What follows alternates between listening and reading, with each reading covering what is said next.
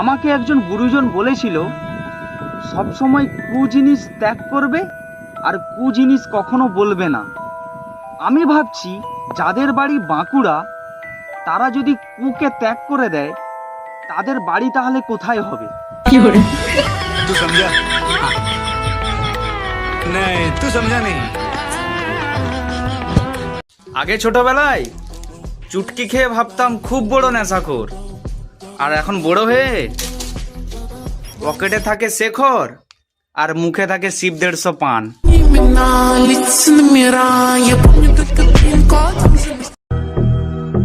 Hey, to my nigga Pac. Live my life as a thug.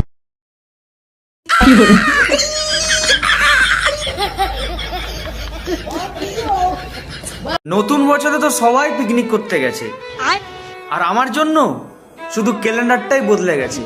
ভাগ্য না, আগের বছরও ভিখারি ছিলাম, এবছরও ভিখারি আছি। আমি পারি না আর পারি না। তোমাদের কাছে আমি ছোটখাটো লোক হতে পারি, কিন্তু জিও কোম্পানির লোকগুলো এখন আমাকে স্যার বলে ডাকে।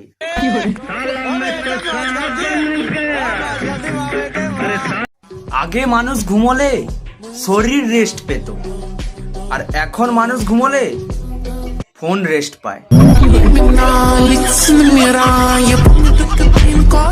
মানছি যেখানে সম্মান নেই সেখানে যেতে নেই, তা বলে কি আমি আমার বাড়ি যাব না?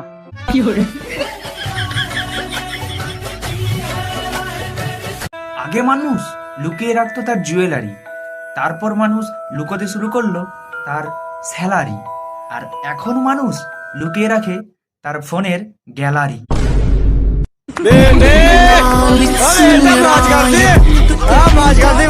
আজকে আমি মাকে বললাম, মা একটা কুকুর বাচ্চা আনবো বাড়িতে পোষার জন্য।